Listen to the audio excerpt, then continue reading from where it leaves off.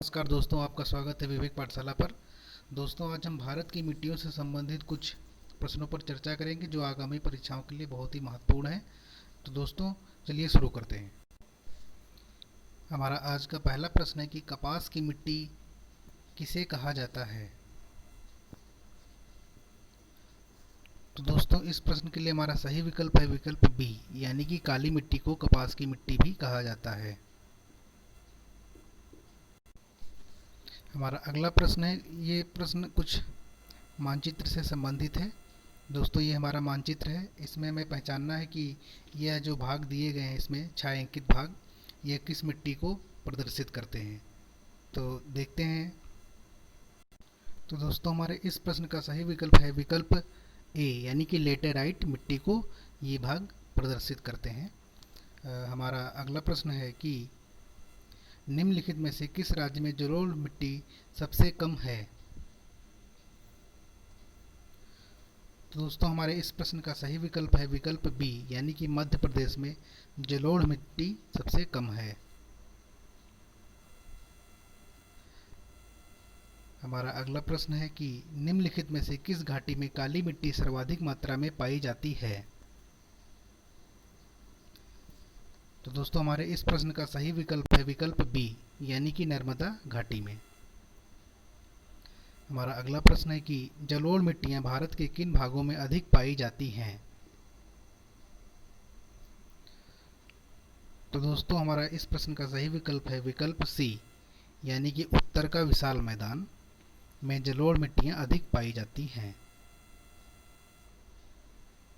हमारा अगला प्रश्न है कि हिमालय क्षेत्र में कौन सा अपरदन का कारक अधिक सक्रिय होता है।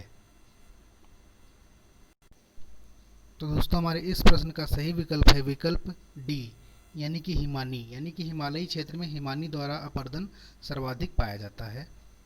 हमारा अगला प्रश्न है कि उष्णकटिबंधीय सदाबहार वन निम्नलिखित में से कहाँ पाए जाते हैं। तो दोस्तों, हमारे इस प्रश्न का सही विकल्प हो जाएगा विकल्प डी, यानी कि ये सभी असम, ओडिशा, पश्चिम बंगाल आदि सभी जगहों पर उष्णकटिबंधीय सदाबहार वन अधिक पाए जाते हैं।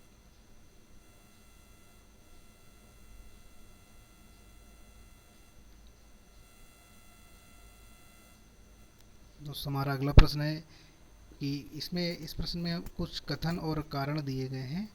हमें इस प्रकार के प्रश्न को सॉल्व करना है कि कौन सा सही है कौन सा गलत है। तो दोस्तों, हमारा अगला प्रश्न है कि भारत में तराई मृदाओं में नाइट्रोजन तथा जैविक तत्वों की प्रचुरता होती है, परंतु उनमें फास्फोरस का अभाव होता है।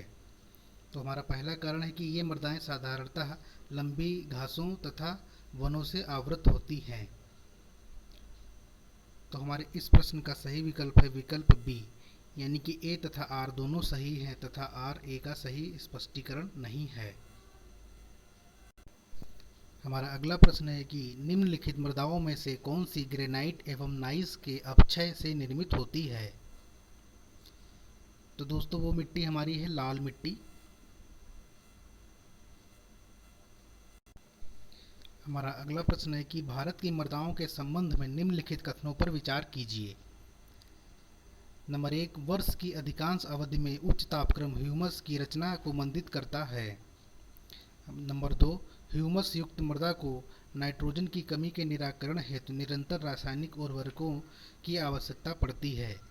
3, बेसाल्ट में टाइटेनियम लवण भारतीय पठार की मृदाओं को काला रंग प्रदान करता है। 4, लाल मृदाएं भारतीय पठार के परिधीय क्षेत्र तक सीमित हैं। तो दोस्तों, हमारे इस प्रश्न का सही विकल्प है विकल्प डी, यानी कि 2 तथा 4।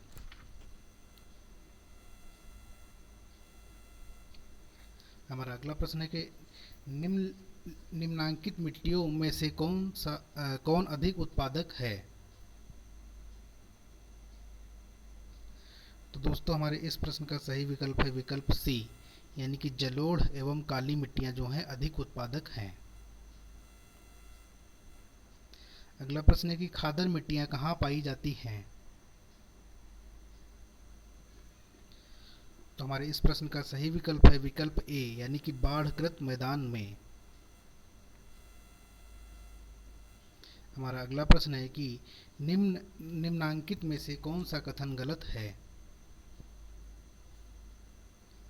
तो मैं कथन पढ़े दे रहा हूँ कि ए, काली मिट्टी का रंग काला होता है। काली मिट्टी गन्ना उत्पादन के लिए आदर्श है। काली मिट्टी ज़्यादातर गुजरात, महाराष्ट्र तथा मध्य प्रदेश में पाई जाती है। काली मिट्टी को गहरी काली, मध्यम काली तथा हल्की काली भागों में बांटा जाता है। दोस्तों, हमें इसमें से बताना है कि कौन सा हमारा विकल्प गलत है। तो हमारा इस प्रश्न का सही विकल्प हो जाएगा विकल्प बी, यानी काली मिट्टी गन्ना उत्पादन के लिए आदर्श नहीं होती है। हमारा अगला प्रश्न है कि लाल मिट्टी ज़्यादातर पाई जाती है। तो हमारे इस प्रश्न का सही विकल्प हो जाएगा विकल्प बी, यानी कि तमिलनाडु एवं आंध्र प्रदेश में लाल मिट्टी ज़्यादातर पाई जाती है। हमारा अगला प्रश्न है कि लैटेराइट मिट्टी कहाँ नहीं पाई जाती है। दोस्तों, नहीं पाई जाती है पूछ रहा है। तो हमारे इस प्रश्न का सही विकल्प हो जाएगा विकल्प बी, यानी कि जम्मू कश्मीर एवं उत्तर प्रदेश में जो है लैटेराइट मिट्टी नहीं पाई जाती है। दोस्तों, इन प्रश्नों को आप अपने आप भी हल करने का प्रयास कर सकते हैं। आप पॉज कर कर भी कर सकते हैं अगर थोड़ा स्पीड ज़्यादा हो तो। लाल मिट्टी किसके लिए आदर्श है।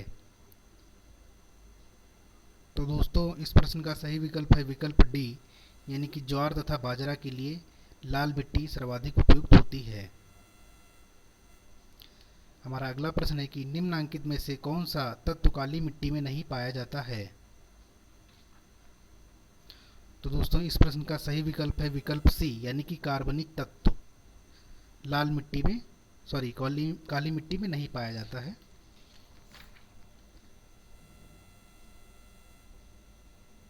हमारा अगला प्रश्न है कि रेगर मिट्टी किसे कहा जाता है। तो दोस्तों, काली मिट्टी को रेगर मिट्टी भी कहा जाता है तथा कपास की मिट्टी भी कहा जाता है। हमारा अगला प्रश्न है कि निम्नांकित मिट्टियों में से कौन से पानी लंबे समय तक बना रहता है।